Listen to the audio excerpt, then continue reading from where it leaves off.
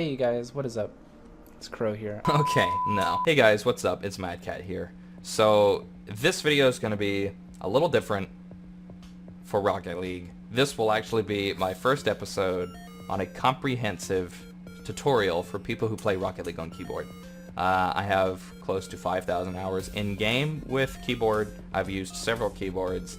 And that doesn't affect my performance too much because at the end of the day, the muscle memory is virtually identical. It's very much the same. But I've remapped my controls very differently, some would say. I don't use a mouse. And so I have slightly different keybinds than what people would use, but I'm really good with them. So what I'm going to do is I'm going to use my strength with my keyboard layout first, and then if you guys want me to do a tutorial with keyboard and mouse, just let me know, and if there are enough responses, then I'll do it. So in this tutorial, I'm going to teach you two things that I believe are vital to improving your gameplay. And the first is knowing what a keyboard does. And it's very different from playing controller, as many people will know. And that is because the time it takes from the moment you press any key, the time it takes for the minimum value on input to reach the maximum value is instantaneous. So, throttle. It's full throttle or no throttle at all. Unlike controller, where you can actually control how much throttle you put into it and how sharp your steering is. Meanwhile, on keyboard, your throttle is 100% and it's 100% steering or no steering at all. So, there are obviously some issues that could cause, but I'm going to teach you how to mitigate those issues as much as possible. And they're very minute things, and you'll only experience improvement once you get decent at them. So, the first thing I'm going to teach you, knowing this, is how to play faster when you're on recovery. So, you can do a variety of different things with a keyboard versus a controller. But sometimes you're in a situation and you need to get back, but you don't really know what to do.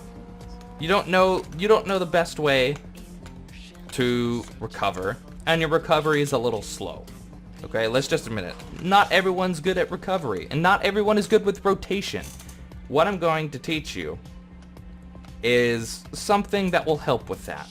This may seem like I'm talking out of my ass, but I swear to God it works. Okay, you just have to put it into practice, analyze the situation, and make the best possible choice. So, for example's sake, let's say that I sent a ball past this corner and it got challenged, went over my head, and now the ball is behind me. For my second man to become first man so that I can rotate back. But at the same time, you miss the boost upon entering the corner, and you're like, well, shit, what do I do now? Analyze your situation. You're literally in the gate of your opponent, right? You're literally parallel to their net, but you have boost pads in front of you. So understand, firstly, where you are on the field. Secondly, know where the ball is. Thirdly, know where your teammates are. And if applicable, know what teammate has the ball and what they're roughly going to do with it. I know sometimes it can be confusing, but just be like, oh, he's going to take this slowly. He's going to go for a dribble or a flick. Whatever he's doing, just keep that in your head. So, know where you are in the field. Know who has the ball, if anybody. And know where your teammates are on the field. Nextly, know where the boost pads are. Yes, they're scattered across everywhere. But you need to know what boost pad is closest to you for you to get boosted all, right? So it does not hurt for you to be like one of those cars that follows a little ink trail on that special paper or whatever. You can literally just follow this trail of boost pads, and at the end of it, you will literally be at 100 boost.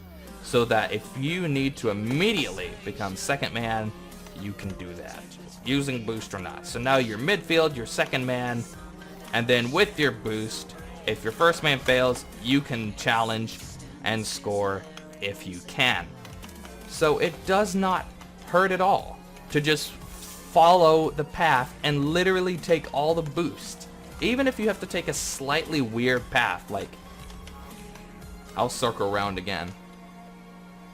Like, okay. Oh no, somebody's there. It does not hurt to deviate from that path, as long as you follow the trail of boost pads if your situation allows it. But what this does is not only will you have boost on your recovery, but you'll have full boost at the end of your recovery. And if you don't, you'll grab a boost pad. And if your first man is already, you know, done his thing, and the second man's waiting for your rotation, half rotation, you can literally come back into the play, smack some more pressure onto it, and then do it again. And then, bam, your third guy is now your first guy, who was previously your first guy. I know this is confusing, but Rocket League people know what I'm talking about. And in what I just did, I literally have 91 boost. I'm almost full. Boom. Full boost. I'm ready to go. So it does not hurt at all to take the boost pads in the field, because yes, you might starve your teammates of boost, but these things pop up, I think, every 3 seconds, or I think they respawn because they're connected to each other. So if me taking that one, that would make the other one on the opposite side of the field pop up because those two are connected to each other, or something like that. At the end of the day, it's not really going to matter, because what you're doing is you're getting boost on your recovery, so that the second you need to switch back to offense, or just bump up from third position to second position, you're ready to do it and you have the boost that's necessary. Right? Does that make sense? If not, just try it in your games, okay? Just try it in your games. Just know where you are on the field. Like, okay, I'm in my opponent's half and I'm just past the halfway mark. I'm gonna send the ball down. Shit, I got challenged. Somebody's right there. Shit, they took that boost. You know what? My teammate is right there where I was, adding pressure, and then I've got a guy in midfield who is second man. I need to be third man. I need to go to the net. So you know what? I'm gonna grab these boost pods, and then bam, I've got 48 boost. Oh shit. I need to switch over to offense because we're half rotating. Boom, I'm gonna add my pressure. Shit, I'm low on boost. I'm gonna take more boost pads, rotate right back into third position. So it seems like I'm talking out of my ass, I know, and this is very awkward for me to make a tutorial, but trust me, this works for me, and if you use it correctly and make the right decisions, this will work for you too. The second thing I want to talk about is steering control. Now, you know that your minimum to maximum input value upon pressing a key is instantaneous. There's virtually no time at all, which can cause problems when you need to have an element of finesse that you can't simply have by having keyboard input acceleration on and by using a keyboard. You know, it's just that small little element that makes the biggest difference. I'm going to show you something that will help your kickoffs, especially if you do a fast kickoff. What I like to do is I like to do this kickoff, and you know, sometimes you'll overdo it. I do it a lot. I overdo my kickoff, but basically, as you're right here, somewhat, upon doing your kickoff, you actually need to go to the left and face like this. Basically, your bumper needs to be pretty much on point with this line that goes right here, and then you can kind of flip. You know, you're not gonna get it perfect, but as long as you get it somewhere around there, you're gonna be pretty straight. And plus, your opponents can always miss, so there's that. If all goes to hell, you have a teammate. So this one is a little bit different because you're on the right side while also kicking over to the right. This one, you can actually just go right to left, and you'll pretty much hit it with your two right headlights, which is decent solid contact. But if you know how to do a scrub killer kickoff from your fast kickoff, land like this and then turn into it so that you literally hit it with your face, that's gonna be the best. I can't show you this accurately all the time because, you know, I'm doing everything artificially and there isn't an organic feel to the play that I'm going to make or to the kickoff that I'm doing. But you get the idea. So for this kickoff, as I've said, it's very simple. You just need to steer in the opposite direction in which you're going to be kicking off and then jump in that direction. Yes. Alright, so it's like 3, 2, 1. Okay, I'm gonna go for this. And bam, you can pretty much hit it right in that spot every single time if you do it correctly. So it's just a matter of counteracting your own action by a slight bit because you do things a little faster than a than a controller player. So to sort of fix that, you sometimes have to undo some of the things that you're doing, even by a slight margin.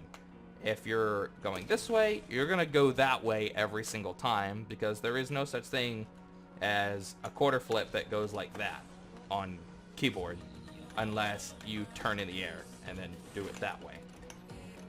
If you're going perfectly straight, you will do this every single time. It doesn't matter what keyboard you're using or your keyboard input acceleration time. You'll always do the maximum degree of a diagonal flip in any direction. It literally doesn't matter. It doesn't matter what direction you're going in. You're going to go to the maximum extent of a diagonal front flip. And that's pretty much it. That's pretty much all there is to this. This can also be applied to, you know, dribbling. But dribbling is very, very tricky because you have to make super fast adjustments and you have to tap, tap, tap. You know, you have to be very, very, very, very, very, very, very careful. Now, I suck at dribbling. I know how to dribble under organic circumstances, but not, you know, by doing it in free play this slowly. So remember, just keep this in mind. You're going to do everything faster than a controller person, and all that time is going to add up a little bit. All that time that you can do something faster is going to give you a little extra time because someone on someone on controller can't do the same thing you just did as fast as you can. And that's pretty much it, really. That's pretty much it for this. Just understand where you're steering, how much you're steering, and then make the judgment. It's like, okay, that's enough. And then once you counter steer in accordance to like whatever direction you're flipping into on kickoff, you're like, okay, now just kind of judge how much turn you need to diagonal flip into a straight line. And that's pretty much it. I know this tutorial is very awkward and it's very long-winded, but I did my best for this one. I'm gonna work on, you know, consolidating my points, but I hope this helped. Let me know what other mechanics you want to see. I will definitely have the stall. I will definitely have the stall for keyboard, because the stall is one of the most advanced mechanics that you can use because it can get you like multiple ball touch flip resets. Aw. I'm just gonna try to do one before I leave. That might be a little too hard.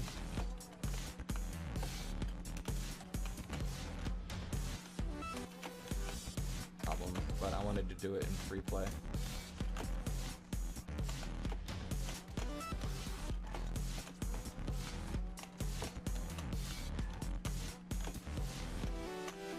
How did I not even get a flip reset there?